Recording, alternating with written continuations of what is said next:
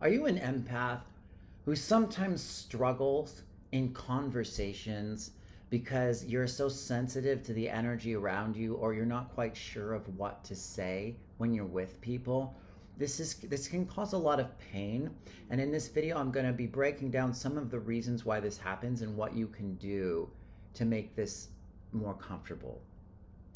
My name's Adam. Welcome back to my YouTube channel. Before we get started, I just want to let you know I have a free book list if you'd like to download it. It's 15 books that have helped me heal in so many ways. It's in the description below. And also, I have one spot left in my one-on-one coaching program. This is a very transformative program. And then I'm going to be stopping for a little bit and going into some other smaller group stuff. So if you want to book a free exploration call, that is pinned in the comment section below as well. Okay. Empaths and conversation, being social. How many people have a hard time with this? Conversation, communication is something that I have obsessed over since I was a little kid. It's a very tricky topic. When you're really sensitive, you can develop all sorts of bad belief systems that you then create simply because you were really sensitive. And when you understand that most of what your problems have been come from the sensitivity, and that's not a bad thing, you can let go of a lot of these stories that are locking so many trauma patterns and keeping them in place. I was incredibly psychic, even though I wasn't aware of this as a child. And I could feel everybody's energy, and I didn't even really know that. But what happened with me was, because I was so sensitive to the people around me and the energy around me, I had a very difficult time speaking. I had a very difficult time formulating thoughts and communicating what I wanted to say. Oftentimes, in class, in grade school, I'd have something that I wanted to say, or I'd have an answer to a question. I'd raise my hand, I'd get like 3 words out, and I'd freeze.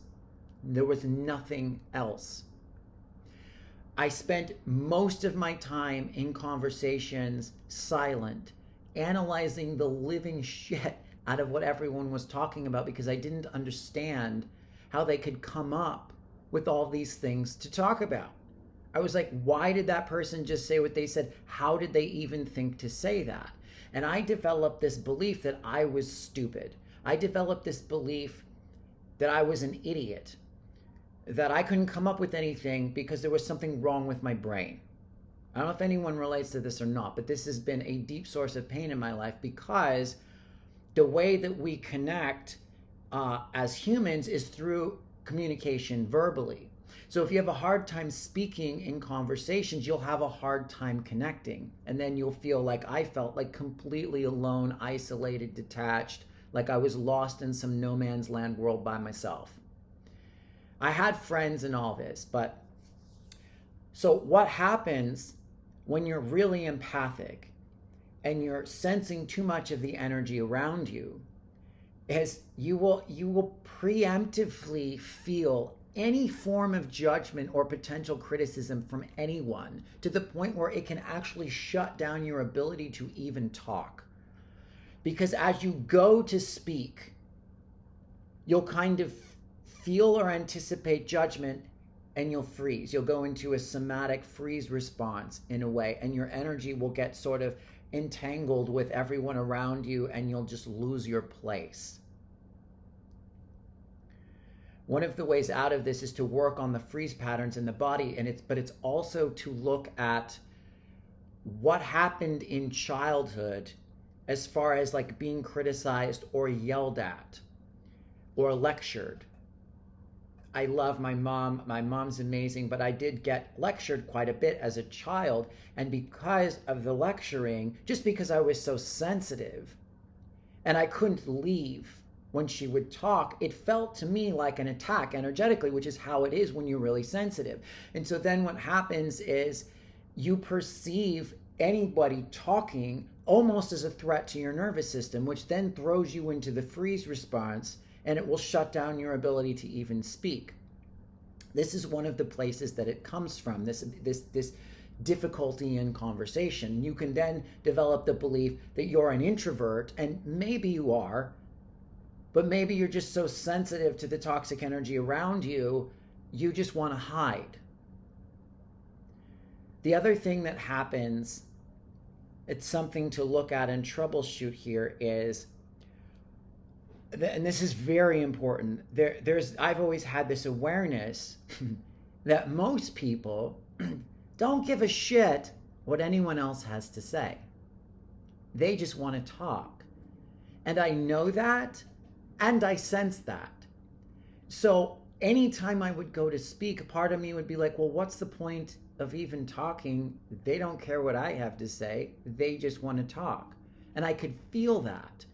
And I could feel it so strongly that I would just dissociate, and like, if I was standing in a social circle and I go to say something, I'd just freeze and I wouldn't know what to say. And my whole brain would get flooded with confusion and I just shut down and stop. This comes from the belief that most people are narcissistic, because most people are narcissistic. But it doesn't mean nobody wants to listen to what you have to say. So if you're in a conversation or you have trouble connecting socially, you have trouble speaking, some of it is because of these nervous system patterns and the beliefs that I've mentioned, and some of it is because you are sensing the energy of the people around you, and they may not be the best people for you to be hanging out with because they're not good listeners. You want to find people that care what you have to say, and one of the ways to do that is to embody the ability to listen yourself. Because the more that, so like, for example, like if you were yelled at a lot or talked to a lot as a child, it probably bored you.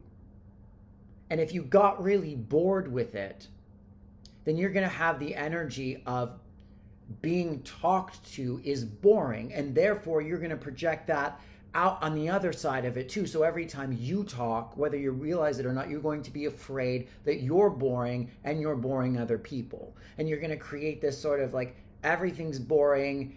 I'm hypersensitive to everybody's energy. You're going to sense just the slightest bit of criticism or the slightest bit of boredom, and everything's just going to shut down, and you're going to go into your shell and walk away and isolate. This is what I've done most of my life.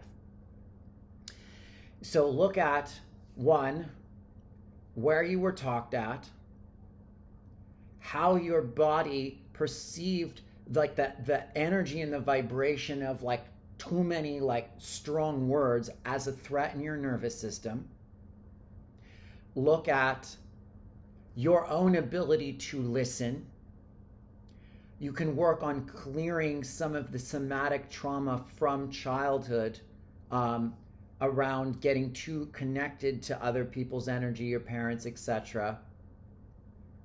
And also understand that what you have to say is valid, and it's valuable, and it's important. And one of the most important things you can do as an empath is find places for your voice to be heard and expressed.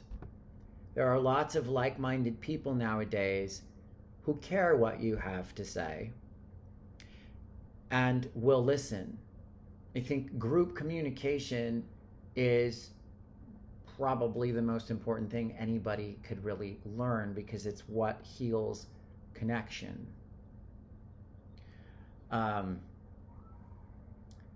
Yeah. Also understand, the more that you individuate, the more that you connect to your body, the more that you heal your own internal space and your nervous system, and the more that you let go of your fear of judgment and criticism, the more you'll be able to speak and hold your own energetic space around people. And practice just not giving a shit whether people are interested or not. It's a tricky thing when you're very aware of like how most people just want to talk and they don't really care, because most people don't. Don't do it for them. Do it for you. Just practice talking to see if you can just hold the space and the gauntlet and the microphone around all of them. Because as you do that, you'll gain more confidence within yourself and your ability to express yourself and to communicate. And then you will find the people that are interested in what you have to say. Because when you're around like-minded people and you're deep and you're introspective and you have a lot going on inside, you're very interesting. A lot of times we get bored because most of what's talked about in conversation is meaningless bullshit, and we all know that. And people aren't even talking about like the real layer of what's going on. They're talking about 3 layers up on the surface, and you can probably feel and see the layer down here, and you just kind of maybe tune out. So you assume other people are going to tune out when you talk. But when you're around people who work on themselves and go inside for answers and have some sort of connection, there's a depth, and when they talk, you can learn things about yourself from them. So it's sort of like a win-win. These are just points and insights that I found from years of feeling lost in conversation. So let me know how this goes. Let me know that, does any of this affect you? Does it resonate? Let me know if you'd like to hear anything else about conversations and communication. It's a topic I really like.